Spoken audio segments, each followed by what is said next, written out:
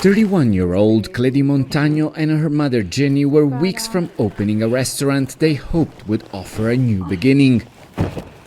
With US aid, they had purchased a stove, glasses and other essentials until the funding was suddenly cut. One day they called to say the US government no longer wanted to support the NGO, so they could no longer support us. It's devastating. We are an Afro-Colombian family trying to move forward. This restaurant was supposed to be our livelihood, a source of jobs and stability among the displaced. Like countless others, Cledi and Jenny fled their hometown Buenaventura more than a decade ago after a paramilitary group killed Cledi's father and threatened the family.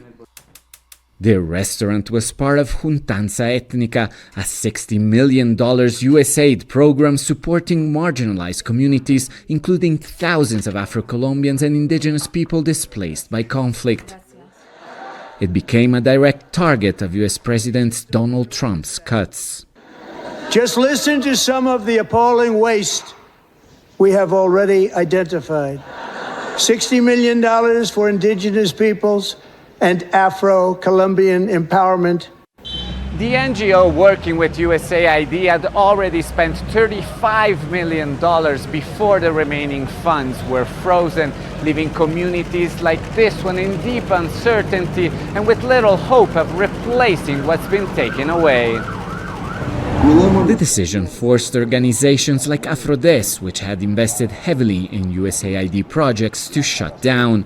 Their Bogota office now sits empty. The resources USAID was providing to ethnic groups in Colombia weren't just humanitarian aid, but rather a form of reparation for the damage caused by initiatives or programs like Plan Colombia that increased the conflict, and all the harm that was inflicted on us. Experts say replacing USAID's $400 million annual aid, Latin America's highest total, will be tough and may backfire. The foundations that channeled USAID resources played a very important role. It is likely that ending programs that were, for example, working to prevent the recruitment by armed groups of young people end up creating a vicious cycle. It is a paradox that by reducing aid, the U.S. end up also limiting economic opportunities for certain populations, which could lead to an increase in violence, the rise of drug trafficking, and ultimately more migration. Cuts to US and European aid were already looming before Trump's shutdown, and countries like Colombia will need to adapt to the new reality. For Cledi and Jenny, it means putting their future on hold again. Alessandro Rampietti, Al Jazeera, Bogota. Make sure to subscribe to our channel to get the latest news from Al Jazeera.